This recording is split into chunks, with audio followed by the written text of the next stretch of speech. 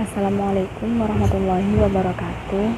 Sebelumnya, perkenalkan nama saya Rizka Elvi Afkarina dengan NIM 211101080006. Saya dari kelompok 13 yang akan mempresentasikan mengenai analisa hadis Tarbawi. Sebelum saya menyampaikan materi yang akan saya presentasikan, pertama-tama marilah kita ucapkan puji syukur kehadirat Allah Subhanahu wa Ta'ala yang telah melimpahkan rahmat dan hidayahnya sehingga materi bisa menyelesaikan tugas ini dalam keadaan sehat walafiat. Tak lupa pula sholawat serta salam semoga tetap tercurah limpahkan kepada junjungan kita Nabi Agung Nabi besar Muhammad SAW yang telah membawa kita dari zaman kegelapan menuju zaman yang terang, yakni ad-dinul Islam. Yang terhormat kepada Bapak Bahru Munif, SHI MPDI, selaku dosen pengampu mata kuliah studi hadis dan hadis Tarbawi, dan teman-teman Tadris Biologi 1, terima kasih karena telah menyimak video presentasi dari saya. Sebelumnya, saya akan membacakan poin-poin materi yang akan saya jelaskan pada video kali ini. Yang pertama yaitu analisa hadis Ibnu Majah, yang kedua yaitu analisa hadis Tirmizi, yang ketiga yaitu analisa hadis Bukhari, yang keempat yaitu analisa hadis Abu Daud, yang kelima yaitu analisa hadis Al-Hakim. Seperti yang telah diketahui, hadis merupakan salah satu sumber hukum ajaran Islam setelah Al-Quran.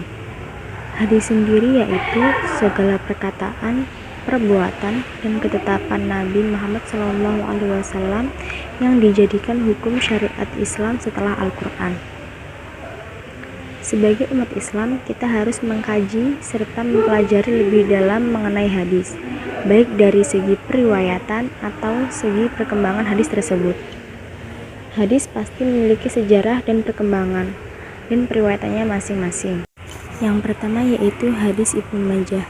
Hadis ini berisi tentang kewajiban seorang muslim untuk menuntut ilmu. Yang kedua yaitu hadis Tirmizi. Hadis ini berisi tentang dimudahkannya jalan menuju surga bagi orang yang mencari ilmu. Yang ketiga yaitu hadis Bukhari yang berisi tentang keutamaan orang yang belajar Al-Quran dan mengajarkannya. Yang keempat yaitu hadis Abu Daud yang berisi tentang kapan seorang anak diperintahkan untuk sholat. Yang terakhir yaitu hadis Al-Hakim berisi tentang gunakanlah yang 5 sebelum datang yang 5. Yang pertama yaitu hadis Ibnu Majah. Hadis ini diriwayatkan oleh 6 periwayat. Urutannya adalah Anas bin Malik, Muhammad bin Sirin, Katsir bin Zinzir, Hafs bin Sulaiman, Hisham bin Ammar, dan yang terakhir yaitu Ibnu Majah. Biografi periwayat. Yang pertama yaitu ada Anas bin Malik. Beliau memiliki nama lengkap Anas bin Malik bin Al-Nadhr bin Damdam bin Zaid bin Haram. Anas bin Malik ini lahir di Makkah dan berdomisili di Basrah. Beliau meninggal pada tahun 92 Hijriah. Berdasarkan kaidah umum ilmu hadis, semua sahabat itu dikatakan adil. Maka Anas bin Malik ini dimasukkan ke dalamnya, yang berarti keadilan dan kedabitannya dapat diterima. Selanjutnya yaitu Muhammad bin Sirin. Beliau memiliki nama lengkap Muhammad bin Sirin bin Maula Anas bin Malik. Muhammad bin Sirin ini adalah salah seorang tabi'in yang menetap di Basrah. Beliau meninggal di Basrah pada tahun 110 Hijriah. Yang selanjutnya yaitu Katsir bin Zinzir. Beliau memiliki nama lengkap Katsir bin Zinzir Al-Mazini, lahir di Basrah. Beliau termasuk golongan yang tidak pernah bertemu dengan sahabat. Beliau menempati tabaqat ke-6 dan termasuk tabi'in yang paling muda. Selanjutnya yaitu Hafs bin Sulaiman. Beliau memiliki nama lengkap Hafs bin Sulaiman bin Al-Usdi Al-Bazaz. Hafs bin Sulaiman lahir di Kufah dan beliau wafat di Kufah pada tahun 180 Hijriah. Hafs bin Sulaiman ini termasuk dalam tingkatan pertengahan tabi'in atau tabaqat yang ke-7. Selanjutnya yaitu Hisham bin Ammar. Beliau memiliki nama lengkap Hisham bin Ammar bin Nu'asair bin Maisarah bin Abban. Hisham bin Ammar ini lahir di Syam pada tahun 153 Hijriah dan wafat di Dujail pada tahun 245 Hijriah. Hisham bin Ammar hidup pada masa tabi'in. Selanjutnya yaitu Ibnu Majah. Beliau memiliki nama lengkap Muhammad bin Yazid Ibnu Majah al-Rubai'i al-Qazwaini al-Hafiz. Nama Majah adalah laqab dari ayahnya, sedangkan Al-Qazwaini dianggap sebagai nama lain yang dinisbatkan kepada Ibnu Majah karena tempat itu merupakan tempat di mana beliau tumbuh dan berkembang. Ibnu Majah lahir pada tahun 209 Hijriah dan beliau wafat dalam usia 74 tahun, tepatnya pada 22 Ramadan tahun 273 Hijriah. Yang kedua yaitu persambungan sanad. Antara Rasulullah SAW dengan Anas bin Malik tidak diragukan lagi persambungannya, sedangkan hubungannya dengan periwayat sesudahnya Muhammad bin Sirin dapat dikatakan bersambung karena ada hubungan antara guru dan murid. Persambungan antara Kasir bin Sinzir dengan rawi Muhammad bin Sirin dapat dilihat dari hubungannya antara guru dan murid serta umur keduanya, dan hubungannya dengan periwayat setelahnya juga dikatakan bersambung seperti pertimbangan yang sama. Sanad Hafs bin Sulaiman dengan periwayat sebelumnya Katsir bin Sinzir bersambung berdasarkan hubungan guru dan murid serta selisih umur keduanya. Hisham bin Ammar dengan sanad sesudahnya yaitu Ibnu Majah juga bersambung dengan pertimbangan yang sama. Hadis ini mencapai derajat hasan li ghairihi sehingga dapat dijadikan hujah atau pegangan. Yang ketiga yaitu kandungan hadis. Hadis yang diriwayatkan oleh Ibnu Majah menjelaskan mengenai bahwa ilmu adalah sesuatu yang sangat penting bagi manusia di dunia maupun akhirat.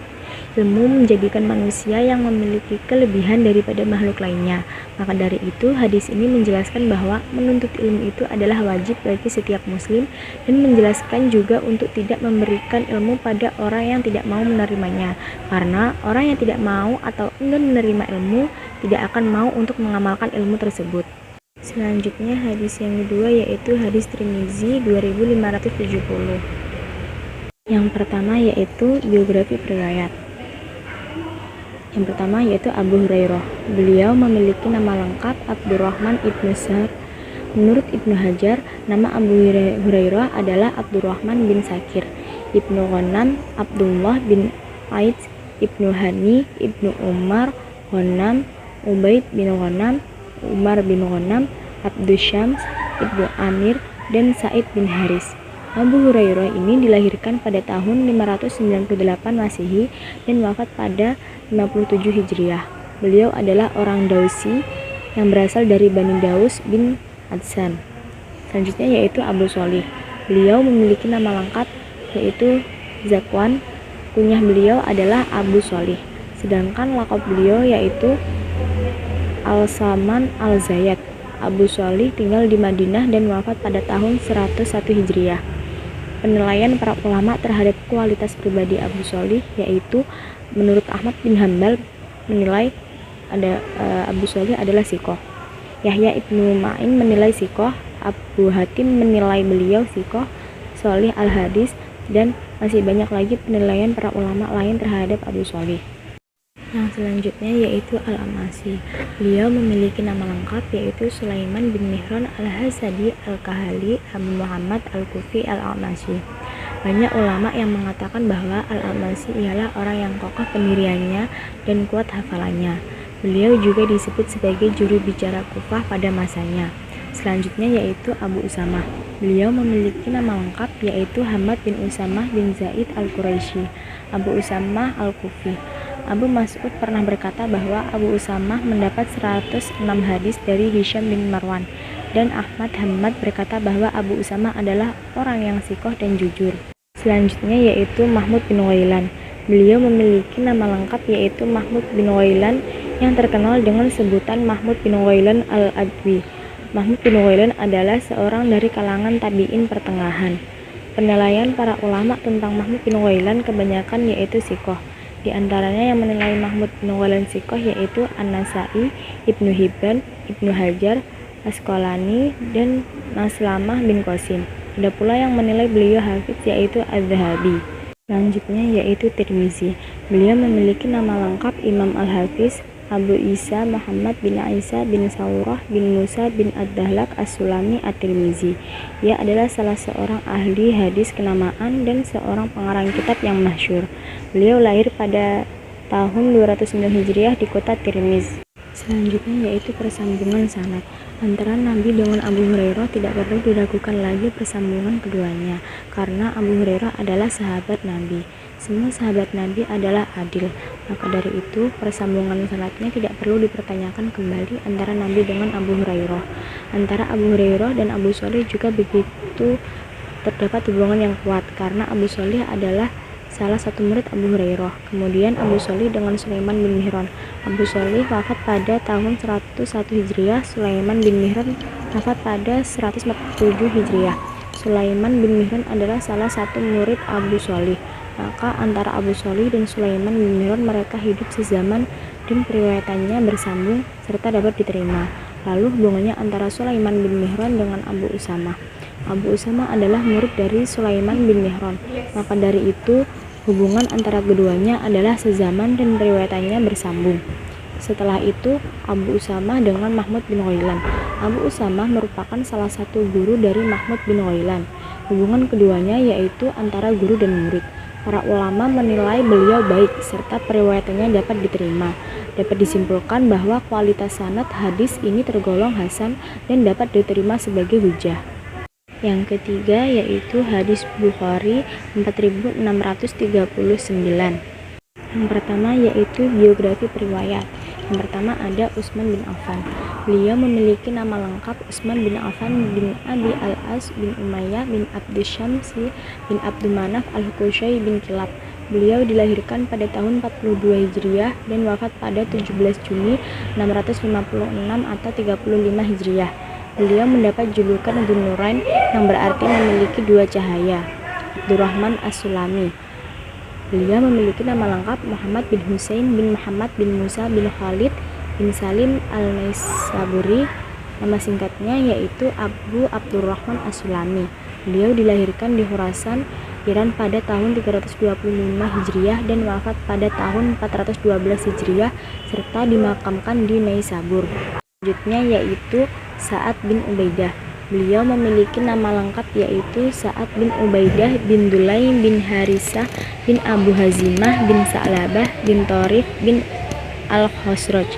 Guru-guru beliau antara lain yaitu Al-Mughirah bin Syu'bah, Ibnu Umar, Hibban bin Atiyah, Abi Abdurrahman As-Sulami. Selanjutnya yaitu Alqamah bin Marsad. Beliau memiliki nama lengkap Abu Shibli Alqamah bin Marsad bin Abdullah bin Malik An-Nakhai Al-Kufi. Alqamah seorang tabi'in senior. Beliau memiliki juga seorang ahli hadis dan ahli tafsir. Alqamah ialah seorang yang cerdas, riwayatnya terpercaya, tak beribadah, bacaan Al-Qur'annya merdu dan berperilaku baik. Selanjutnya yaitu ada Hajjaj bin Hambal. Beliau memiliki nama lengkap yaitu Hajjaj bin Minhal Al-Anmati Abu Muhammad Al-As-Salami. Beliau wafat pada tahun 216 Hijriah. Guru-guru Hajjaj bin Minhal yaitu Jarir bin Hazim, Ahmad bin Zaid, Syu'bah, Ahmad bin Salamah, Yazid bin Ibrahim Al-Tastari. Sedangkan murid beliau yaitu Al-Bari, Abu Musa, Muhammad bin Dawud bin Sabah. Selanjutnya yaitu Bukhari. Beliau memiliki nama lengkap yaitu Abu Abdillah Muhammad bin Ismail bin Ibrahim bin Al-Mughirah bin Barzibahal Jufi Al-Bukhari. Beliau dilahirkan di Bukhara, Uzbekistan pada 21 Juli 810 atau 13 Syawal 194 Hijriah. Kejeniusan Imam Bukhari memiliki daya hafalan yang tinggi. Beliau mampu menghafalkannya hanya dalam waktu satu kali dengar. Yang kedua yaitu persambungan sanad. Bukhari meriwayatkan hadis dari gurunya adalah benar dari segi umur dan gurunya adalah sezaman. Dengan demikian sanadnya adalah bersambung. Hajjaj bin Minhal meriwayatkan hadis dari para gurunya yaitu Syu'bah adalah benar dan bersambung. Alqamah meriwayatkan hadis dari gurunya yaitu Sa'ad bin Ubaidah adalah benar dan sanadnya bersambung. Selanjutnya yaitu ada Sa'ad bin Ubaidah yang meriwayatkan hadis dari gurunya yaitu Abu Abdurrahman As-Sulami adalah benar dan sanadnya adalah bersambung. Selanjutnya yaitu ada Utsman bin Affan yang meriwayatkan hadis dari Rasulullah SAW adalah benar. Dengan demikian, sanad antara Utsman dan Rasulullah adalah bersambung. Keempat yaitu hadis Abu Daud 417. Yang pertama yaitu biografi periwayat. Riwayat yang pertama yaitu ada Sabrah.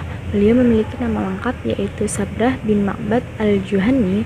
Beliau berasal dari suku Juhinah yang terletak di sekitar kota Madinah, Arab Saudi. Terhadap Sabrah, para ulama sepakat untuk semua generasi sahabat yang meninggal dalam keadaan muslim dianggap adil serta sikoh.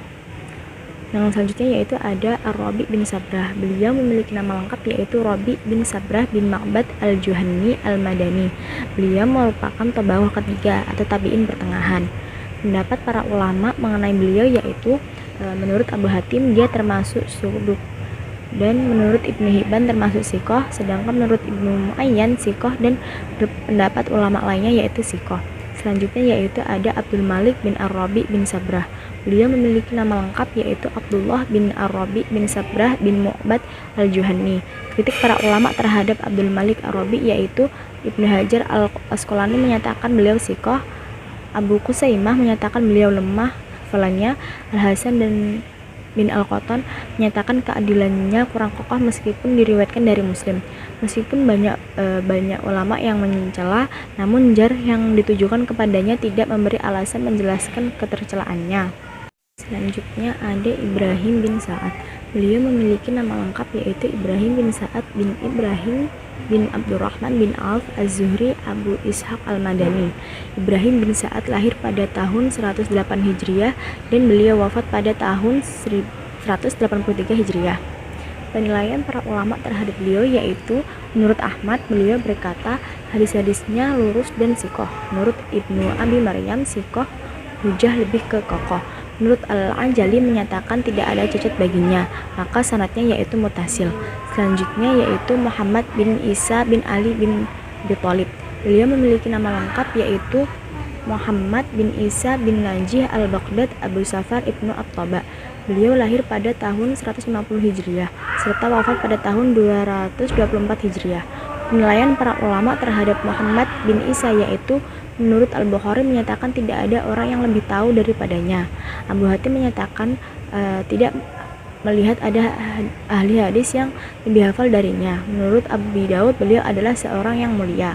Selanjutnya yaitu Abu Daud. Beliau memiliki nama lengkap Sulaiman bin Ash'ai bin Shaddad bin Amr bin Amr. Dari pendapat para ulama tersebut dapat diambil kesimpulan bahwa Abu Daud adalah perawi yang sikoh serta lafaz periwayatan hadis antara guru dan murid dengan Muhammad bin Isa menggunakan sigoh hadasana, maka dari itu sanadnya adalah mutasil. Yang kedua yaitu persambungan sanad. Persambungan sanad dalam hadis ini semuanya bersambung dan periwayatannya dapat diterima semua. Yang ketiga yaitu kandungan hadis. Hadis ini mengajarkan bagaimana strategi mendidik anak tentang perintah sholat. Orang tua bertanggung jawab atas pendidikan anaknya. Diperintahkan oleh Rasulullah SAW agar memerintahkan anaknya untuk melaksanakan sholat. Perintah untuk melakukan sholat ini sangat tegas. Seorang anak dalam usia 4 atau 5 tahun sudah harus diajarkan oleh orang tuanya untuk melaksanakan sholat bersama. Anak-anak dapat menirukan meskipun sekedar ikut-ikutan.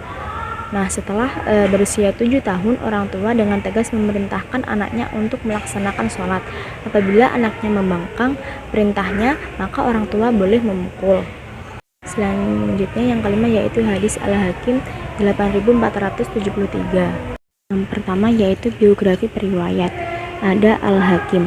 Beliau memiliki nama lengkap Abu Abdullah Muhammad bin Abdullah bin Muhammad bin Hamdun bin Nu'aim bin Bayyi Ad-Dalabi At-Tahmani Al-Nasyaburi. Beliau lahir di Naisabur pada 13 Rabiul Awal 321 Hijriah dan wafat pada 3 Safar 405 Hijriah. Karya-karya beliau yang terkenal yaitu Ma'rifat Ulumul Hadis, Al-Maqdal ala Ilmi Al-Sahih, Al-Mustadrak ala As-Sahihain, dan masih banyak lagi.